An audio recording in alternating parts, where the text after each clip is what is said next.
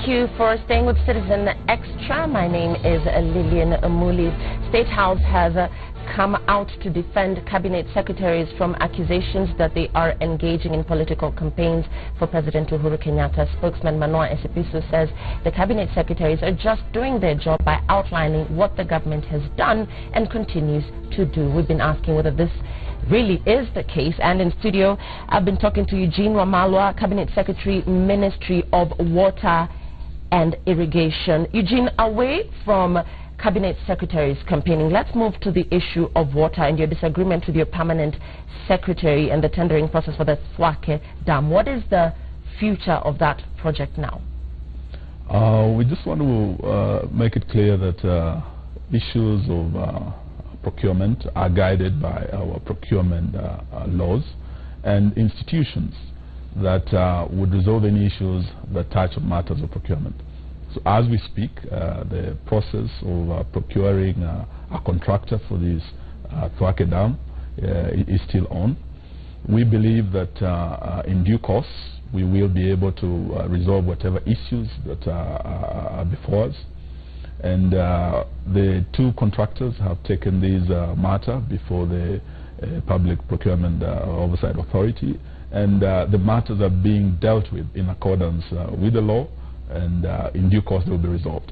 However, I want to assure the good people of Makueni County, Kitui County and Machakos, where this mega project is domiciled, that this is a priority project for the Jubilee government.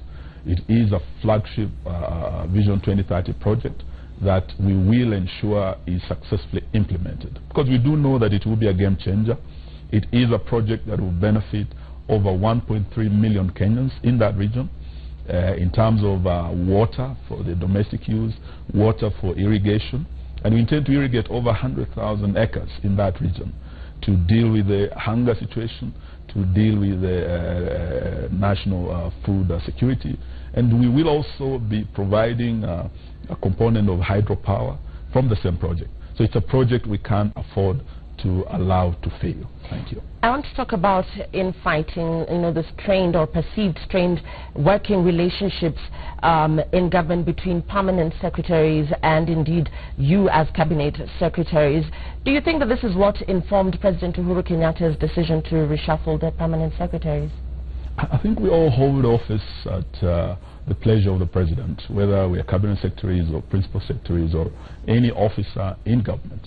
And we believe that it is his prerogative to appoint us to these offices, to move us to other offices. And I don't want to second guess the president, but I believe whatever he has done is in the interest of improving efficiency, improving delivery and teamwork, as he said. And it's for the good of the government and for the good of Kenyans. Thank you. You say it's for the good of the government, but how much change will this reshuffle bring with such few days to the election? I think government still continues to work until a new government is sworn in.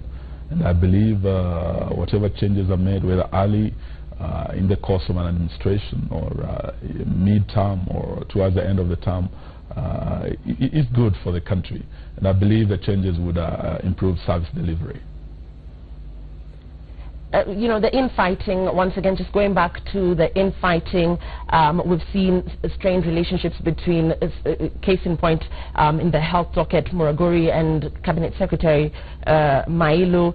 The infighting, within these respective dockets, are you as Cabinet Secretaries feeling as if the PSs are usurping their powers? Are they too powerful? Do they have too much power?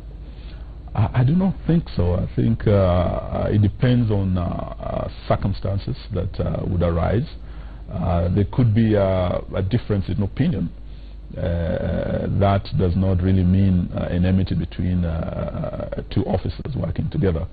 But we could actually disagree without being disagreeable or without washing our dirty linen in public. But what we want to assure Kenyans is that this team is a good team. We've been working very well together, but there could be challenges here and there. You can see that Even in church, there are challenges, and these are men and women of God. I've just watched news about the AICA church and the feud in that church, and the determination to resolve, the difference between Bishop Wangombe and his colleagues. So I believe, just like in church, in government there could be issues, and I believe they have been resolved, and they will be resolved as and when they arise. How do you deal with the issue of some of these PSs being technocrats who have been in government for a long time? I think experience is a good thing, and I can assure you that we have some new PSs who have come from the private sector. But we also have very, very experienced PSs who have been in previous administrations, and their experience is invaluable. I've had the privilege of working with about 5 PSs in 2 different administrations. In the last administration, I was privileged to serve as the last Minister for Justice and Constitutional Affairs, and we had very able PSs. And in this administration, I've now had the pleasure of working with 3, and I believe experience is a very, very vital part of public service, and it must be appreciated. I want to talk about the water situation, particularly here in Nairobi County, and how the water levels in Dakaine are currently. The drought has been quite worrying. In terms of severity, this is worse than the last drought we had in 2011. The only thing that is different is that we were better prepared this time round in terms of expert advice and in terms of logistical support, both from state and non-state actors. And we continue dealing with this drought in terms of increasing water tracking. And we have been to almost all the ASAL counties, myself, my brother CS Kiunjuri, and Willie Bett. And we've done a lot of water tracking. We're improving on issues of boreholes, rehabilitation, delivery of water tanks. We are also doing livestock off-taking to help the pastoralists save their animals, and at the same time put money in their pockets so that when the rains come, they can do the restocking.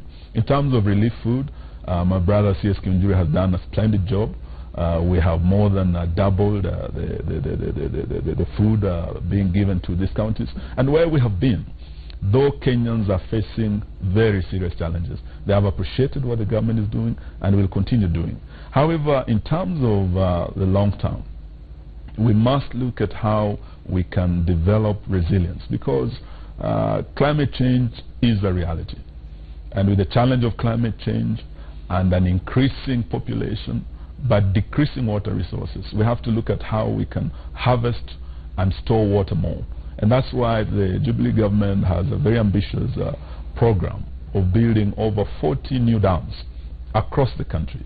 This will more than triple our water harvesting and storage capacity, so that we are able to deal with droughts whenever they arise, but we are also able to increase acreage under irrigation so that we are able to grow food even when there are no rains. So what we want to bring about is a paradigm shift from rain-fed agriculture to irrigated agriculture. And this is where our focus is for the future. Right. The opposition has been opposed to a lot of these water projects. Are these legitimate concerns, or is this politics? I think, Lillian, it's really politics, because when you look at some of the projects, like the Northern Collector project in Muranga, this project was launched by none other than the former Prime Minister himself, when Charity Ngilu was Minister for Water. And he did say then that this would be the game changer for Nairobi. And indeed it is, and it remains the only last hope for Nairobi being water secure. As the water levels in Dakaine drop to very dangerous levels, we must look at the long term. And the long term would be to harvest more water, recharge in Dakaine, so that we never have water rationing in Nairobi again. And this is what is ongoing. Through this tunnel, we'll be able to get more water into Dakaine, harvest this water when the rivers swell. And instead of the water flooding and running off to the Indian Ocean, which does not need the water, the people need the water, we will use this to ensure we have enough water stored in Dakaini. When you look at the other project of Itare Dam was actually designed way back, even before President Kibaki came into office. And during the life of the former administration, where both Prime Minister Raila Odinga and the former Vice President Kalonzo Musyoka, who are the harshest critics of this project, they served. Money for the design of Itare was allocated during that administration when we were all serving under them. Over 100 million was dedicated towards this design. So whatever they are challenging now in terms of design, in terms of ecological and environmental impact, were issues that we paid experts to research, and due diligence was done, and the environmental impact assessment was done. NEMA has cleared this project. Warma has cleared this project. The only thing I'm asking politicians is to let the experts do their work. Why politicize a project now that you supported when you're in government? But if we're going to oppose every Vision 2030 project, like Itare, the Northern Collector, we want to even oppose those that have actually been approved previously, then how are we going to realize our Vision 2030? It's the implementation that will make Kenya that middle-income country that is industrialized with a good quality life for its citizens. If we implement this project, if we don't, Vision 2030 will remain just a vision on paper. Talking about the opposition to some of these water projects, in Muranga there were concerns that were raised there too by the local leaders. Yes, we did engage the local leadership, and we were very grateful to the leadership of Muranga County, led by Governor Wairia and the Speaker of the County Assembly and the entire team. They gave us the engineers. We took our engineers. They addressed the issues that had been raised, and we did engage and agree what needed to be done. The main concern was, first of all, the environmental impact. The experts looked at it and they said it was okay. What remains now is to ensure that we don't only bring water to the people of Nairobi and we leave the people of Muranga without water. And these are issues that we are addressing in terms of water projects related to the Northern Collector that will benefit the residents of Muranga County. So those concerns are genuine. As we speak, there are concerns about Itare Dam. We are already engaging the leadership, both of Nakuru County, led by Governor Mbugua. We are also engaging Kericho County, Professor Chepkonya, and I was with him in Bomet. And what we want to assure the people of Kericho County is that this project is not just for the benefit of the people of Nakuru County. This project would also benefit Kericho County. And impact assessment has been done. We know there are issues, challenges in court, but we will be able to overcome them, and we will be able to bring water to the people of Nakuru. Over 1 million people benefit from this water, including the people of Kericho. In Nairobi, we will be able, just by completing the Northern Collector, be able to bring into Nairobi 140 million liters of water daily. We are reconstructing the redistribution of this water across Nairobi, and we're putting in almost 4 billion to redo Nairobi, to ensure the eastlands part of Nairobi that has always had water shortages get water. And we are going to, in another 2 years or so, be able to see a big difference in the water situation in Nairobi. About the water situation in Nairobi, a question that is coming in here is, when do we expect normal water supply? We do expect that within this month of April. You've already started seeing some rains. The situation will soon stabilize. But we are not just going to wait for rains. As national government, we have put in 100 million, and the county government of Nairobi, led by Governor Kidero, has also put in 100 million. We are doing a program to stabilize Nairobi through groundwater. We are constructing 40 new boreholes across Nairobi. When we last had a severe drought, the national government did 75 boreholes around Nairobi. Only 50 are functional now.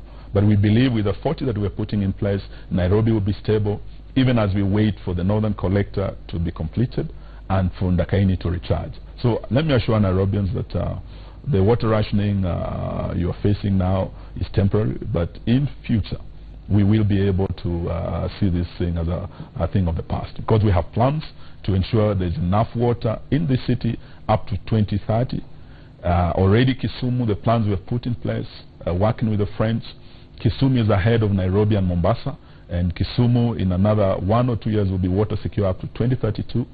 In Mombasa also, we are launching the construction of Mzima 2 that will bring in 100 million liters of water, both to serve Taita Taveta County and Mombasa County. So Mombasa City will also soon be water secure. Thank you. I want to move away from the water conversation and talk about your political ambitions. Case in point, what happened to your interest in being Nairobi governor? I did say this when I last appeared here at Citizen with Hussein, that indeed I was under a lot of pressure to go back to politics. And there was a huge pressure here in Nairobi that I ran as governor here. And equally, there was huge pressure back home in Trans Nzoia that I ran as governor. But I did say then that I have the privilege of serving Kenyans as the Minister for Water and Irrigation. And my focus right now has been on how we can help Kenyans, particularly at this very difficult time, get water, get enough food. And that is what is engaging my mind now. I have not really focused on the politics, but when the time comes, like the scriptures say, there's a time and place for everything. I will make my position clear. Would you like to let us in on where your interests lie? I believe when the time comes, Lillian, I will be able to make that announcement. But for now, my focus and really my heart and soul is in serving Kenyans, ensuring they get more water, ensuring they get enough food, and that is a constitutional duty that I've been given by the President. Thank you. We've been talking to Eugene Wamalwa, Cabinet Secretary, Ministry of Water and Irrigation. We're taking a very short break now. We'll be back with more.